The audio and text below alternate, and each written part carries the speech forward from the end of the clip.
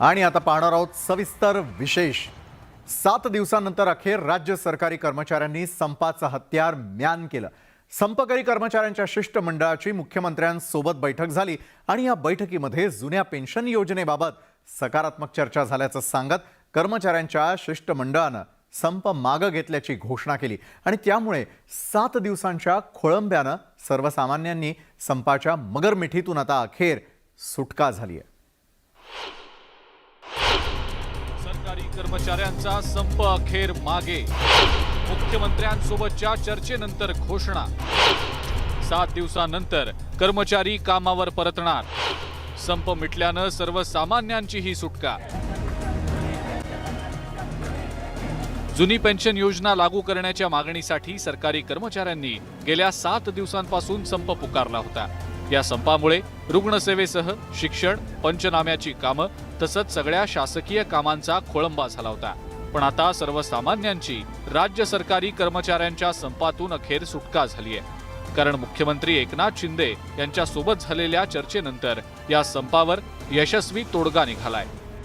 आमची आजची जी चर्चा आहे माननीय मुख्यमंत्र्यांसमवेत झाली आणि मी आपल्याला या ठिकाणी घोषित करू इच्छितो की ही चर्चा यशस्वी झाली, कारण आमचा मूळ प्रश्न किंवा आमची मूळ मागणी ही सर्व कर्मचाऱ्यांना जुनी पेन्शन योजना पूर्वलक्षी प्रभावाने लागू करा, अशा पद्धतीची आमची त्या ठिकाणी मागणी होती। जुन्या पेन्शनमुळे नव्या पेन्शनची तुलना करताना जुनी आणि नवी यांच्यामध्ये मोठं आर्थिक त्या ठिकाणी अंतर होतं।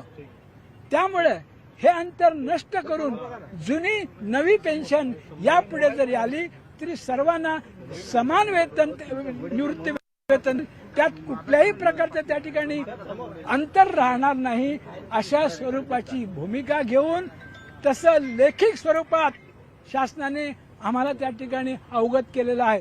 दरम्यान मुख्यमंत्र्यांनी देखील विधान भवनात कर्मचाऱ्यांचा संप मिटल्याचं घोषित केलंय। आज माझ्या समवेत संबंधित संघटनाची बैठक झाली। या बैठकीत सरकारने केलेल्या आवाहनाला कर्मचारी व राजपत्रित अधिकारी संघटनांनी सकारात्मक प्रतिसाद दिला। संबंधित संघटनांनी संप मागे घेण्याचा निर्णय घेतला आहे। 7 दिवसांच्या संघर्षानंतर मागण्यासंदर्भात लेखी आश्वासन मिळाल्यानं संपकरी कर्मचाऱ्यांनी सुद्धा आनंद व्यक्त केलाय। त्या ह्या आश्वासनावर विश्वास ठेवून आम्ही हा संप स्थगित केलेला आहे आणि उद्यापासून संपूर्ण महाराष्ट्रातील शिक्षक आणि कर्मचारी आपापल्या कार्यालयामध्ये जातील। शिक्षक आपापल्या शाळांच्यामध्ये जाऊन विद्यार्थ्यांची परीक्षा मूल्यमापन जे आहे ते करतील। आपल्या हक्कासाठी, न्याय हक्कासाठी एकजुटीने या सरकारकडे आमची मागणी होती, ती न्याय मागणी आता आश्वासन केलेलं आहे, आम्हाला मिळेल। पण त्यामध्ये काही कचराईपणा केला तर पुन्हा एकदा जोरदार एल्गार करावा लागला तर तो करवीर नगरीतलेच आमच्या कोल्हापूरचे लोक यामध्ये कमी कधी पडणार नाही। संप मिटल्यानंतर आता शासकीय कर्मचारी कामावर परतणार आहेत, त्यामुळे उद्यापासून शेतकऱ्यांच्या नुकसानाच्या पंचनाम्यांना वेग मिळण्याची आशा आहे। त्याच वेळेला राज्यातली रुग्णसेवा आणि शाळा देखील सुरळीत होणार असल्यानं संपामुळे खोळंबलेली सगळी कामं मार्गी लागतील। परिणामी 7 दिवसांच्या खोळंब्यानंतर हा सर्वसामान्यांसाठीही मोठा दिलासा म्हणता येईल। Bureau report, news 18 Lokmat. राज्यामधला शेतकरी हा पुन्हा एकदा संकटात सापडलेला आहे। हातातोंडाशी आलेलं पीक चांगलं उत्पन्न देऊन स्वप्न साकार करेल असं शेतकऱ्यांना वाटत होतं, मात्र निसर्गानं शेतकऱ्यांचं स्वप्न पुन्हा एकदा मोडलं। आता शेतकऱ्यांना आस लागलेली आहे ती मायबाप सरकारकडून दिल्या जाणाऱ्या मदतीच्या हाताची।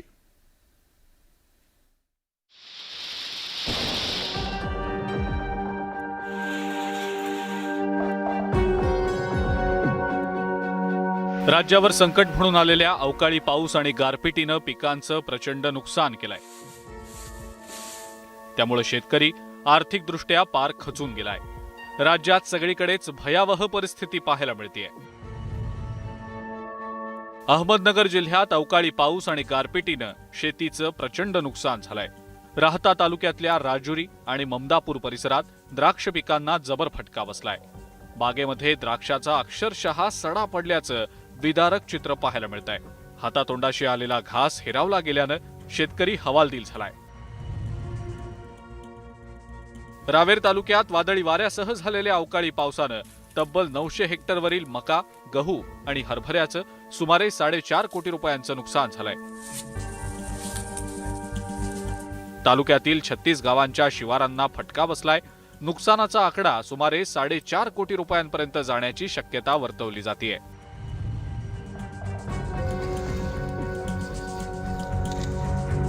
अवकाळी पाऊस आणि गारपिटीनं नांदगाव तालुक्यातल्या 21 गावांना तडाखा दिलाय. 2,500 हेक्टरवरील पिकांचं नुकसान झालंय. सर्वात जास्त नुकसान माळेगाव, सटाणे, लक्ष्मीनगर, घाटमाथा, बोलठाण भागात झालंय. गहू, कांदा, टरबूज, मिरची पार उद्ध्वस्त झालीय.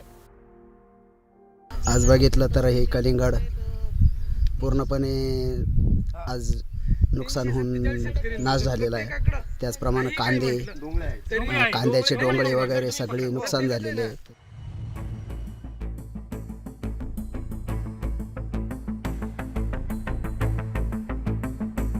नंदुरबार जिल्ह्यातल्या शहादा तालुक्यात गारपिटीनं शेतकरी हताश झालाय. गारांसह झालेल्या मुसळधार पावसानं शेतातील गहू, हरभरा जमीनदोस्त झालाय. पपईच्या फळबागांचंही अतोनात नुकसान झालंय. शहादा आणि तळोद्यात केळीच्या घडासह खांब आडवे झालेत. संकटात सापडलेल्या शेतकऱ्यांनी सरसकट मदत करण्याची मागणी केली आहे. आता ते पीक निम्म्याहून बी येणार नाही, म्हणजे पूर्ण नुकसान झाली. आमचा जो खर्च होता तो सुद्धा निघणार नाही.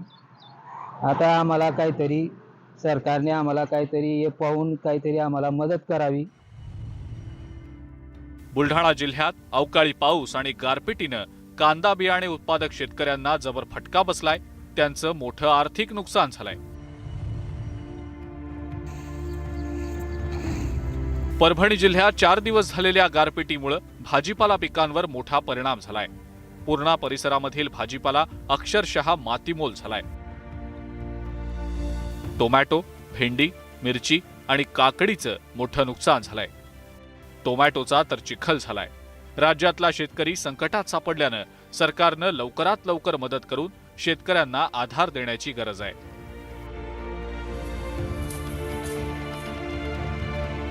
Bureau report, news 18 Lokmat.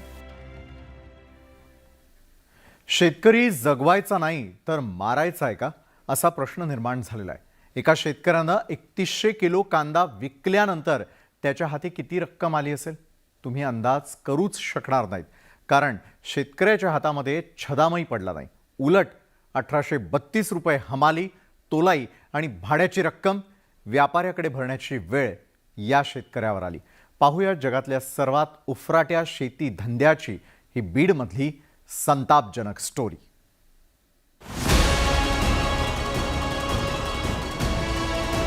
₹1.10 असा भाव लागला. तर असा 3.5 टन सगळा कांदा होता.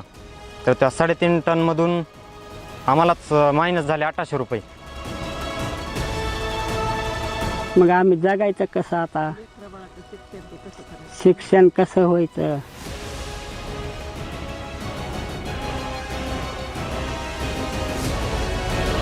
आमचं परपंच कशावर चला हाय नाही, त्या कांद्यावर जीवन होतं. उद्या लेकीचं लगीन आले तर लगीन आम्ही कशाने करायचं.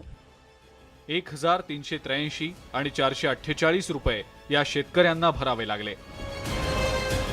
शाकीर बागवान या व्यापाऱ्याला 3100 किलो कांदा विकल्यानंतर शेतकऱ्याच्या हातात एक पैसाही पडला नाही. जैताळवाडी गावातल्या डांबे कुटुंबानं वर्षभर मेहनत घेतली. कांद्यावर 70,000चा खर्चही केला. मात्र माल विकण्याची वेळ आली त्यावेळी व्यापाऱ्यालाच 1800 रुपये देण्याची वेळ शेतकऱ्यावर आली आहे. जगात असा कोणता उत्पादक असेल की त्याला त्याचाच माल पैसे देऊन व्यापाऱ्याला फुकट द्यावा लागतोय. कांदा सोलापूरला घेऊन गेलो होतो.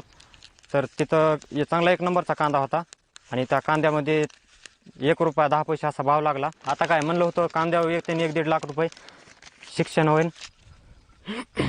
पण आता कांद्याचं सगळं नुकसान झाल्यामुळे कुठलीच भरपाई आलेली नाही. कांद्याचा 1 रुपया हातावर आलेला नाही. उलट आमच्याकडूनच 1800 रुपये मायनस झालेले आहेत.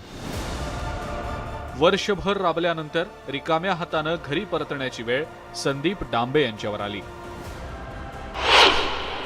सोलापूरला जाऊन त्यांनी 3100 किलो कांदा विकला. कांद्याला किलोला अवघा ₹1.10 दर मिळाला. डांबे कुटुंबानं वर्षभर 70,000चा खर्च केलेला होता. मात्र कांदा विकताना हमाली, तोलाई आणि इतर खर्चाचे 1800 रुपये शेतकऱ्यानं व्यापाऱ्याला दिले. कांदा विकून हाती किमान 1.5 लाख रुपये येतील अशी डांबे कुटुंबाला आशा होती, पण ही आशा धुळीस मिळाली आहे. सोलापुरा कांदे नेले, मग ते 3.5 टन कांदे भरले, तर आम्हाला वाटलं बाबा त्याचे 1 लाख रुपये येते ना, मग आपलं कसं तरी चलं. नाही, आमचं काहीच हातावर आलं नाही. मग ते 1800 रुपये आम्हालाच देणं लागले. संदीप डांबेंनी 1 रुपया 10 पैसे या दरानं कांदा विकला. मात्र हाच मातीमोल दरानं घेतलेला कांदा मुंबईसह इतर शहरात 20 रुपये किलो दरानं विकला जातो. शेतकऱ्यांना नाडून शाकीर बागवान सारखे व्यापारी नफा कमवतात, तर शेतकरी कष्टानं पिकवलेल्या कांद्याला भाव मिळण्याचं स्वप्न कितीतरी वर्षांपासून पाहतोय. मात्र हे स्वप्न कधीतरी साकारेल का? शेतकऱ्याच्या चेहऱ्यावर समाधान दिसेल का? सुरेश जाधव, न्यूज 18 लोकमत, बीड. आठवडाभरापासून अवकाळी पाऊस आणि गारपिटीनं महाराष्ट्राला अक्षरशः झोडपून काढलंय आणि या अवकाळी संकटामध्ये शेतकऱ्यांचं मोठं नुकसान होत आहे. आणि याच मुद्द्यावरून अधिवेशनामध्ये विरोधक आणि सत्ताधाऱ्यांमध्ये जुंपल्याचंही पाहायला मिळालं.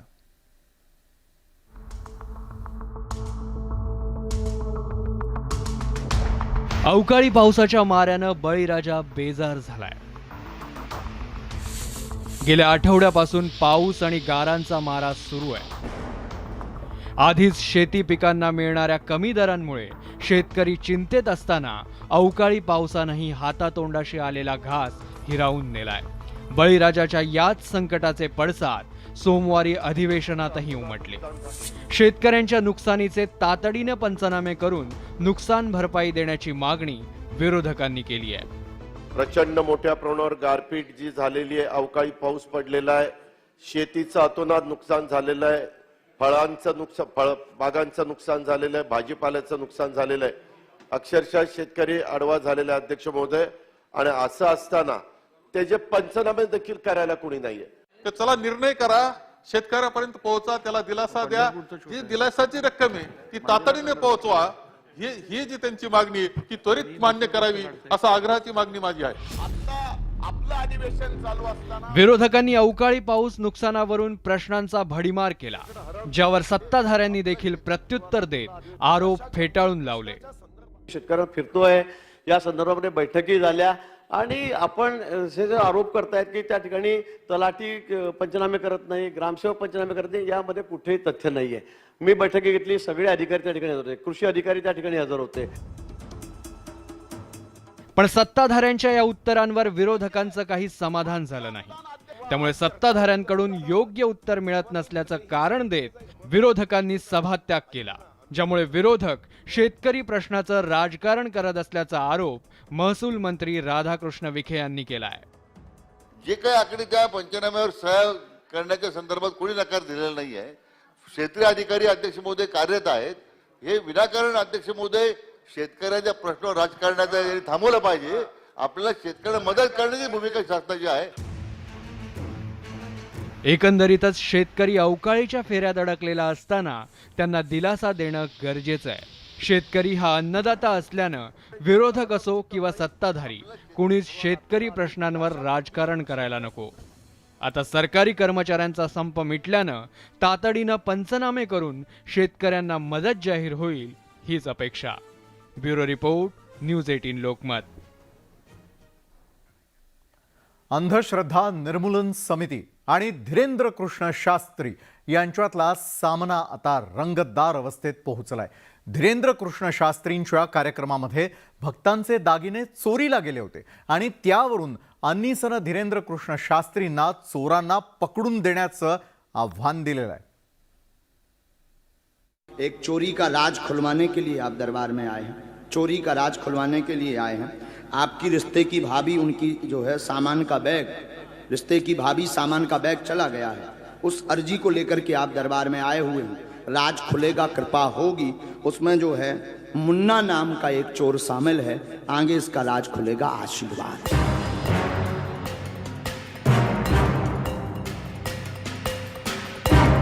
राज खुलेगा, आशीर्वाद है. राज खुलने में समय लगेगा। जब जो दूसरी डकैती करे उसमें फिर ये फंसे है मैं तुम्हारी चोरी निकल गया है असं म्हणणाऱ्या धीरेंद्र कृष्ण शास्त्रींसमोरच चोरांना शोधण्याचं आव्हान निर्माण झालंय. बसल्या जागेवरून धीरेंद्र कृष्ण शास्त्री चोराचं नाव सांगतात. मग धीरेंद्र कृष्ण शास्त्री त्यांच्याच कार्यक्रमात दागिने चोरणाऱ्यांची नावं का सांगत नाहीत, असा प्रश्न आता निर्माण झालाय. आणि याच मुद्द्यावरून अन्निसनं धीरेंद्र कृष्ण शास्त्रींची चांगलीच कोंडी केली आहे. धीरेंद्र शास्त्री लोकांच्या समस्या सोडवतो, एवढंच नाही लोकांचं भविष्य पण सांगतो. आणि काही वेळेला त्याच्या दरबारामध्ये आलेल्या लोकांच्या घरी कोणी चोरी केलेली आहे याचं वर्णन देखील धीरेंद्र शास्त्रींनी सांगितल्याचे अनेक व्हिडिओ उपलब्ध आहेत. मग आता धीरेंद्र शास्त्रींनी मुंबईमध्ये केलेल्या त्याच्या भक्तांच्या ज्या चोऱ्या करणारे चोर कोण आहेत त्यांचे नाव, पत्ते आणि फोन नंबर पोलिसांना द्यावेत. शनिवारी धीरेंद्र कृष्ण शास्त्रींच्या दिव्य दर्शन कार्यक्रमात 36 जणांच्या सोनसाखळी आणि मंगळसूत्र चोरीला गेले होते. त्यावेळी कार्यक्रमाला आलेल्या भाविकांनी चोरट्या महिलांना पोलिसांच्या हवाली केलं. पण त्यानंतर चोरट्यांची माहिती देण्यास पोलिसांनी नकार दिला. मात्र खरा प्रश्न हा आहे की दिव्य दर्शन देणाऱ्या धीरेंद्र कृष्ण शास्त्रींना त्यांच्याच दिव्य ज्ञानानं चोरांचं दर्शन का होत नाही, या प्रश्नाचं उत्तर अन्निसनं मागितलंय. खरं तर हे भक्त जे आले होते ते स्वतःच्या समस्या घेऊन धीरेंद्र शास्त्रीच्या दरबारात आले होते आणि तिथं येऊन त्यांचे दागिने चोरीला जाऊन त्यांच्या समस्येत भरच पडलेली आहे. मग त्यांच्या समस्या सोडवण्याचं काम आता धीरेंद्र शास्त्री करणार का हे महाराष्ट्र अनिसं बघत आहे. धीरेंद्र कृष्ण शास्त्रींनी अन्निसचं आव्हान स्वीकारलं की नाही हे अजून स्पष्ट झालेलं नाही. आणि जर धीरेंद्र कृष्ण शास्त्रींनी हे आव्हान स्वीकारून दागिने चोरणारे चोरटे शोधून दिले तर त्यांचे भक्त पुन्हा त्यांचा जय जयकार करतील. बोलिए हनुमान जी महाराज की, बागेश्वर धाम बालाजी सरकार की, जय जय श्री राम. हमने तो कान पकड़ लिया, चोरी बतावो, डकैती बतावो, बंद कर दे भगवान साहब. विजय देसाई, न्यूज 18 लोकमत, मीरा रोड.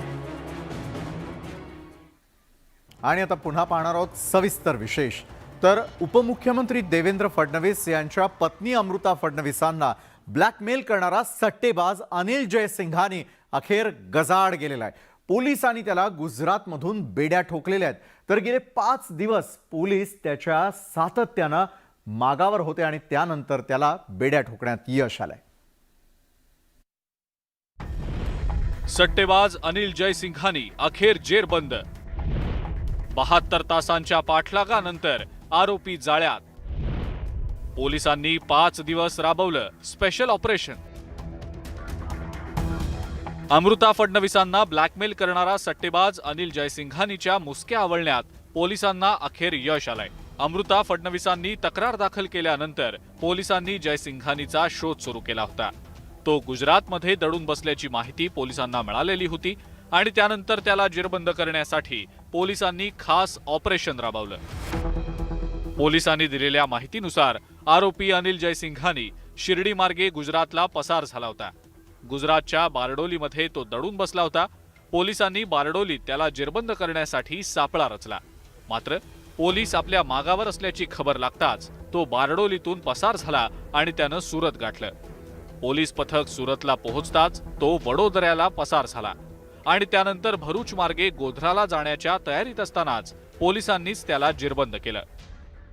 गोध्रा, भरूच, वडोदरा येथील पोलीस यांच्याशी समन्वय करून सदरचे ऑपरेशन गुजरातमध्ये राबवले. सदरचा आरोपी हा 72 तास पोलिसांना गुजरातमध्ये चकवा देत होता. जयसिंघानीला अटक करण्यासाठी मुंबई पोलिसांनी 5 पथकं तयार केली होती. त्यापैकी 3 पथकं गुजरातमध्ये त्याच्या मागावर होती. अनिल जयसिंघानी हा इंटरनेटचा वापर करून आपला ठावठिकाणा लपवण्याचा प्रयत्न करत होता. तसंच तो पोलिसांना सतत चकवा देत होता. भरूच त्याचप्रमाणे वडोदरा या मार्गे तो गोध्रा या ठिकाणी पळून जात असताना सलग 72 तासाच्या चेसनंतर रात्री 11:15च्या सुमारामध्ये पकडण्यात आलेले आहे. पोलिसांनी सट्टेबाज अनिल जयसिंघानीची मुलगी अनिक्षाला यापूर्वीच अटक केली आहे. अनिक्षानं आपल्या वडिलांना गुन्ह्यातनं सोडवण्यासाठी अमृता फडणवीसांना 1 कोटी रुपयांची ऑफर दिली होती. मात्र त्यांनी नकार दिल्यानंतर अनिक्षानं अमृता फडणवीसांकडे 10 कोटींची खंडणी मागितली. आता अनिल जयसिंघानीच्या अटकेमुळे या प्रकरणातील आणखी काही धक्कादायक माहिती समोर येण्याची शक्यता वर्तवली जाते. अमित राय, न्यूज 18 लोकमत, मुंबई. साताऱ्यामधील गोळीबार प्रकरणी पोलिसांनी ठाण्यामधील माजी नगरसेवक मदन कदमला अटक केलेली आहे. जुन्या वादामधून मदननं 3घांना गोळ्या घातल्या आणि त्यापैकी 2घांचा मृत्यू झाला. हे प्रकरण विधानसभेतही गाजलंय. साताऱ्याच्या पाटणमध्ये हत्याकांड. जुन्या व्यवहारातनं 3घांवर गोळीबार. ठाण्यातील माजी नगरसेवकाचा कारनामा. सातारा जिल्ह्यातील शिंद्रुकवाडी रविवारी गोळीबाराच्या आवाजांनी हादरून गेलेलं होतं. ठाण्याचा माजी नगरसेवक मदन कदम यानं श्रीरंग जाधव, प्रकाश जाधव आणि सतीश सावंत या 3घांवर गोळीबार केला होता. या गोळीबारात श्रीरंग जाधव आणि सतीश सावंत हे 2घे जण ठार झाले तर प्रकाश जाधव गंभीर जखमी झाले. या प्रकरणामध्ये जे गुन्हेगार आहेत त्या लोकांच्या घरी काही लोक आले आणि त्यांनी त्यांच्यासोबत भांडणं केली. त्या भांडणामध्ये समोरचे जे आरोपी आहे त्यांनी त्यांच्याकडे असलेला जो वेपन होता त्यातनं फायर केला. त्याच्यामध्ये 2 लोकांची डेथ झाली. एक व्यक्ती जे भांडणामध्ये त्यांना लागलेला आहे सध्या ते हॉस्पिटलमध्ये आहे, सेफ आहे. पोलिसांनी दिलेल्या माहितीनुसार रविवारी रात्री श्रीरंग जाधव, प्रकाश जाधव आणि सतीश सावंत हे 3घे जण मदन कदमच्या शिंद्रुकवाडीतल्या फार्म हाऊसवर गेले होते.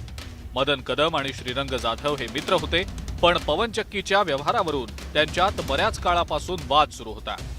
वाद मिटवण्यासाठी रविवारी त्यांच्यात बैठक झाली. मात्र हा वाद मिटण्याऐवजी तो आणखी उफाळून आला आणि मदन कदमनं गोळीबार केला. याच्यामध्ये 302 कलमान्वये गुन्हा दाखल करण्यात आलेला आहे.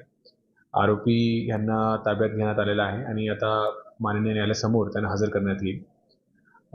त्याचबरोबर गावात जे लोक आहेत त्यांच्यासोबत बैठका घेऊन शांतता ठेवण्यासाठी त्यांना सांगितलेलं आहे. आरोपी मदन कदमनं बराच वेळ गोळीबार केला. त्यामुळे आजूबाजूच्या परिसरातले लोक मदतीसाठी जाऊ शकले नाहीत. या घटनेनंतर सातारा जिल्ह्यात एकच खळबळ माजली आहे. तर विरोधी पक्षनेते अजित पवारांनी विधानसभेत हा मुद्दा उपस्थित करत सरकारला धारेवर धरलाय. भांडणं झाली, त्याच्या मुलाचा ऍक्सिडेंट झाला म्हणून त्यानं रिव्हॉल्वर काढावी आणि गोळीबार करावा, 2घांना खलास करावं आणि 3रा देखील खलास होण्याच्या मार्गावर आहे. अध्यक्ष महोदय, श्री कदम आणि त्यांचे 2 मुले यांना अटक झाली असली तरी जिल्ह्यातील कायदा सुव्यवस्थेच्या दृष्टीनं सरकारनं सदरची चौकशी केली पाहिजे. पोलिसांनी आरोपी मदन कदमला अटक केली आहे. तसंच गावात शांतता राहावी म्हणून पोलिसांनी बैठक घेतली आहे. मात्र या गोळीबाराच्या घटनेमुळे पाटण तालुक्यातलं वातावरण ढवळून निघालंय. सचिन जाधव, न्यूज 18 लोकमत, सातारा. अहमदनगरच्या श्रीरामपूरमध्ये लव जिहादचं आता आणखी एक धक्कादायक प्रकरण समोर आलेलं आहे. एका 14 वर्षांच्या पीडित मुलीचं जबरदस्तीनं धर्मांतर करण्यात आलं आणि पीडित मुलगी 8 महिन्यांची गर्भवती राहिली आहे. आणि या संपूर्ण प्रकरणामध्ये आरोपी नजीम पठाण आणि नवाब शेखला अटक केलेली असून पीडितेची आई फरार झालेली आहे. श्रीरामपुरात पुन्हा लव जिहाद. 14 वर्षांच्या मुलीचं जबरदस्तीनं लग्न. पोटच्या मुलीचा आईनंच केला सौदा. श्रीरामपूर पोलिसांच्या ताब्यातले हे 2 नराधम पहा. या दोघांनीही एका 14 वर्षांच्या मुलीचं आयुष्य उद्ध्वस्त केलंय. यातल्या लालाभाई शेख या आरोपीनं 14 वर्षांच्या मुलीचा चक्क सौदा केलाय. पीडित मुलगी अवघी 14 वर्षांची आहे. पीडित मुलीच्या आई आणि लालाभाई शेखनं मुलीला नजीम पठाण या व्यक्तीला विकलं. नजीम पठाणनं पीडितेवर अत्याचार केले. पीडित मुलगी 8 महिन्यांची गर्भवती राहिली. सामाजिक संस्थांच्या ही बाब लक्षात आल्यानंतर त्यांनी कोर्टात याचिका दाखल केली आहे. 14 वर्षाची मुलगी लग्न झालेलं सांगतेय, बुरखा घालतीये आणि गर्भवती आहे. हा अतिशय गंभीर प्रकार त्यांना दिसून आला. त्यामुळे सर्वांनी मिळून शिवपुरार असन, वकील संघटना असन, सगळ्यांनी मिळून हे एक अर्ज टाकला कोर्टामध्ये आणि तो पोलीस स्टेशनला गुन्हा दाखल करून घेतलेला आहे. परंतु याच्यामध्ये अनेक जण आहेत, लग्न लावून देणार आहे, तिला बुरकं घालायला लावणार आहे, या सगळ्यांना आरोपी करण्यात यावं, या सगळ्यांवर कारवाई व्हावी अशी आम्ही मागणी करतोय. कोर्टाच्या आदेशानंतर पोलिसांनी 2 जणांना अटक केली आहे. प्रकरण एकंदरीत आमच्या निदर्शनास आल्यानंतर सदर न्यायालयाच्या आदेशाने आम्ही गुन्हा दाखल केलेला आहे.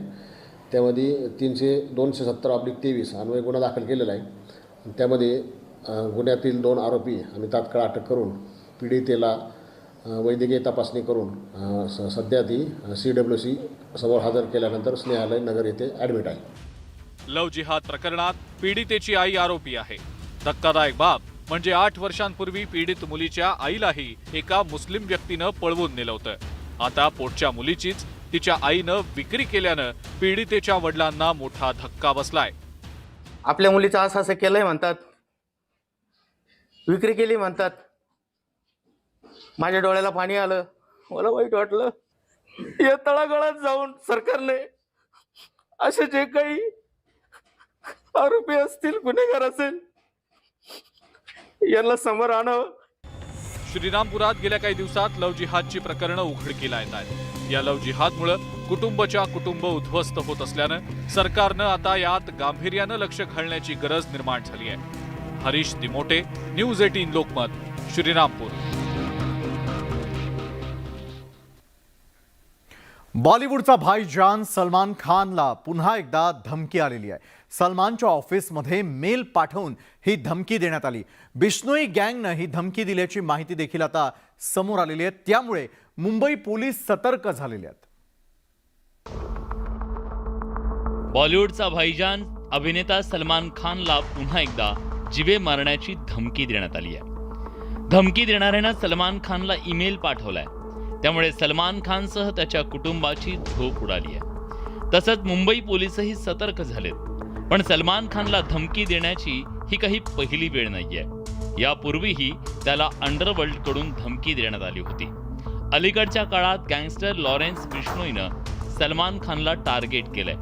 काही महिन्यांपूर्वी गायक सिद्धू मुसेवालाच्या हत्येप्रकरणी अटक करण्यात आलेल्या आरोपींनी सलमान खानच्या घराची रेकी केल्याचं पोलीस तपासातून उघड झालं. त्यानंतर पोलिसांनी सलमान खानची सुरक्षा वाढवली. आता पुन्हा एकदा सलमान खानला जिवे मारण्याची धमकी दिली गेली आहे.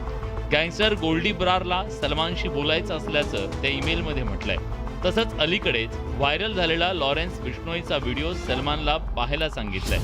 त्या व्हिडिओमध्ये लॉरेन्सनं सलमानला जिवे मारण्याची धमकी दिली आहे. धमकीचा हा मेल रोहित गर्गच्या नावानं आल्याचं बोललं जात आहे. या ईमेल नंतर मुंबई पोलीस सतर्क झाले असून सलमानच्या घराची सुरक्षा वाढवण्यात आली आहे. या प्रकरणी पोलिसात तक्रार दाखल करण्यात आली असून 3 जणांवर गुन्हे दाखल करण्यात आलेत. गँगस्टर गोल्डी ब्रार हा पंजाबी गायक सिद्धू मुसेवाला खून प्रकरणाचा मास्टर माइंड मानला जातोय. गोल्डी हा लॉरेन्स बिश्नोईचा साथीदार आहे, राईट हँड आहे. Bureau report, news 18 Lokmat.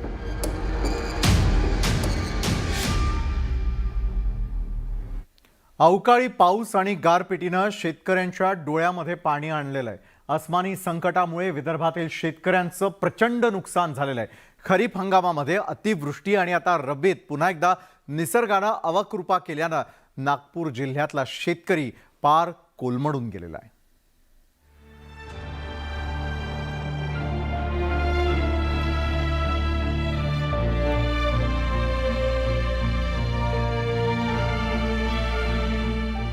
अवकाळी पावसानं ही उभी पिकं आडवी झाली.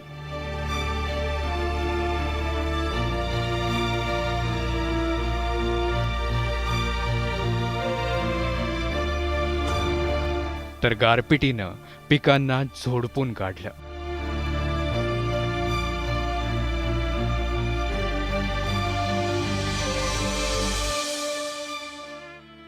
त्यामुळे संत्री आणि गव्हाची पार दुर्दशा झाली आहे.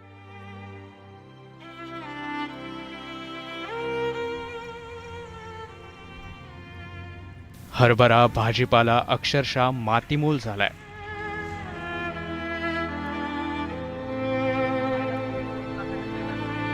शेतात पडलेली ही संत्री नव्हे तर शेतकऱ्यांच्या आबादानीचं स्वप्न होतं.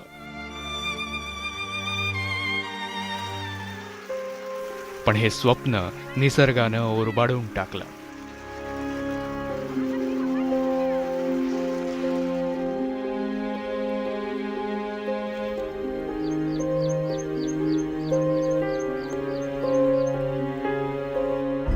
इतकंच नव्हे तर आंबिया बहारही गळून गेल्यानं आता पुढच्या हंगामातही शेतकऱ्यांच्या हाती काहीच लागणार नाही.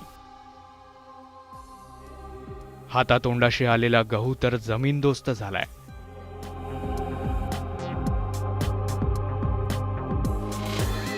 सगळ्याच पिकांची वाताहत झाल्यानं शेतकऱ्यांना आता सरकारी मदतीशिवाय कशाचीही आशा राहिलेली नाही. पावसामुळे तर आमचा गहू तर पुरा भुईसपाट झाला आहे. जमिनीला लागला मक्का, हरभरा दुसऱ्या शेतात जाऊन पराला. आणि संत्रा जे आंबिया बहार जे होता 3-4 लाखाचं नुकसान आमचं ते पण झालं. नागपूर जिल्ह्यातल्या पेंच परिसरात तुफान गारपीट झाली. त्यामुळे जंगल आणि आजूबाजूचा परिसर जणू काश्मीरचा भाग वाटत होता. पण दुसरीकडे शेतकरी संकटात असल्यानं विदर्भ पटवारी संघानं सकाळच्या सत्रात पंचनामे आणि दुपारी जुन्या पेन्शनच्या मागणीसाठी आंदोलनात सहभागी होण्याचा निर्णय घेतला. तर तहसीलदारांनी मात्र अल्प पाऊस झाल्याचा दावा केलाय. मात्र काल संध्याकाळी परत तिथे किरकोळ स्वरूपाचा थोडा पाऊस झाल्यामुळे आजही आमचे तलाठी त्या ठिकाणचे जे आहे तलाठी आणि कोतवाल ते त्या ठिकाणी व्हिजिटला गेलेले आहेत. आणि जो काही डॅमेजेस तिथे जर रिपोर्टेड राहील तर ते आपण इमिडिएटली आज संध्याकाळपर्यंत गव्हर्नमेंटला मान्य जिल्हाधिकारी यांच्या मार्फत कम्युनिकेट करू. गेल्या काही वर्षांपासून शेतकरी निसर्गाच्या कोपामुळे प्रचंड संकटात सापडलाय. त्यामुळे सरकारनं शेतकऱ्यांना लवकरात लवकर मदत मिळण्याच्या दृष्टीनं पावलं टाकण्याची गरज आहे. तरच कोलमडून पडलेला हा शेतकरी संकटातून सावरू शकेल. उदय तिमांडे, न्यूज 18 लोकमत, नागपूर. ब्रेकनंतर आपल्या सगळ्यांचं पुन्हा एकदा स्वागत. कोरोना काळामध्ये लॉकडाऊनमध्ये अनेकांचा रोजगार गेला तर अनेकांनी कर्ज काढून कुटुंबाला जगवलं. सेल्वा कुमार नडारनं अशाच लोकांना आपल्या जाळ्यात ओढलेलं होतं. तुमचं कर्ज फेडतो असं सांगून त्यानं गुंतवणूक करण्यास सांगितली. तसंच गुंतवणुकीमधून आकर्षक परतावा देण्याचं आमिषही त्यानं दाखवलं होतं. अनेकांनी त्याच्या स्कीममध्ये गुंतवणूक केली खरी, पण आता त्यांच्यावरती पश्चात्ताप करण्याची वेळ आलेली आहे. नाव सेल्वा कुमार नडार, कंपनी अष्टविनायक इन्व्हेस्टमेंट्स, ठिकाण पुणे. हाच तो ठकसेन ज्यानं अनेकांना हातोहात फसवलाय. मूळचा चेन्नईचा रहिवासी असलेल्या या सेल्वा कुमार नडारनं पुणे पोलीस आयुक्तालयाच्या समोर असलेल्या मॉलमध्ये ऑफिस थाटलं होतं. अष्टविनायक इन्व्हेस्टमेंट नावानं त्यानं गुंतवणूक कंपनी सुरू केली होती. गुंतवणुकीवर आकर्षक परतावा देण्याचा दावाही त्यानं केलेला होता. विशेषतः IT कंपन्यातल्या कर्मचाऱ्यांना त्यानं टार्गेट केलं होतं. कोरोना काळात लॉकडाऊनमुळे अनेकांना कर्जाची परतफेड करता आलेली नाही. अशा लोकांना कर्जाची परतफेड करून देण्याचं आमिष त्यानं दाखवलेलं होतं. असे जवळजवळ 240 अर्ज आत्तापर्यंत आपल्याला प्राप्त झालेले आहेत. आणि 17 लोकांचीच मी सांगितल्याप्रमाणे रक्कम जी आहे ते 7,58,00,000 आहे. आता हे 223 जे आहेत त्यांचीसुद्धा रक्कम ही मोठ्या प्रमाणावर असण्याची शक्यता आहे. आणि त्यामुळेच हा गुन्हा आर्थिक गुन्हे शाखेने दाखल केला आहे आणि आर्थिक गुन्हे शाखा याचा तपास करत आहे. पोलिसांनी दिलेल्या माहितीनुसार आरोपीनं एका व्यक्तीच्या नावावर एकापेक्षा अधिक बँकांकडून कर्ज घेतलं होतं. सुरुवातीचे काही महिने नडारने गुंतवणूकदारांच्या कर्जाचे हप्ते फेडले. तसंच त्यांच्या गुंतवणुकीवर परतावा सुद्धा दिला. पण जानेवारीपासून गुंतवणूकदारांच्या कर्जाचा हप्ता गेला नाही आणि त्यामुळे गुंतवणूकदारांना संशय आला आणि त्यांनी नडारचं ऑफिस गाठलं. मात्र कार्यालयाला कुलूप आणि नडारचा फोन बंद असल्याचं आढळून आलं. त्यानंतर गुंतवणूकदारांनी पोलिसात धाव घेतली. तर आमची परिस्थिती अशी झाली की आम्ही साधारणपणे 250 ते 280 विक्टिम्स आहेत, म्हणजे जी लोक आहेत जे इम्पॅक्ट झालेले आहेत. आता तो माणूस नसल्यामुळे आमच्या अकाउंटला आता EMIs येत नाही. आता आमची सॅलरी अशी की 50,000 रुपये सॅलरी एक्झाम्पल आमची आहे, तर हप्ते आम्हाला 1.5-2 लाख रुपये हप्ते बसतात. आता ते आता आम्ही कुठल्याही परिस्थितीत भरू शकत नाही कारण तेवढी आमची सॅलरीच नाही आहे. गुंतवणुकीवर आकर्षक परतावा मिळेल या आशेनं लोकांनी गुंतवणूक केली होती. पण आता त्यांच्यावर पश्चाताप करण्याची वेळ आलेली आहे. त्यामुळे कुठेही गुंतवणूक करताना खात्री करून घ्या, अन्यथा तुमची फसवणूक होण्याची शक्यता नाकारता येत नाही. व्हिडिओ जर्नलिस्ट गणेश कदमसह वैभव सोनवणे, न्यूज 18 लोकमत, पुणे. तर आजच्या न्यूज 18 लोकमत विशेषमध्ये वेळ झाली आहे इथंच थांबण्याची. ताज्या घडामोडींसाठी पाहायला विसरू नका न्यूज 18 लोकमत.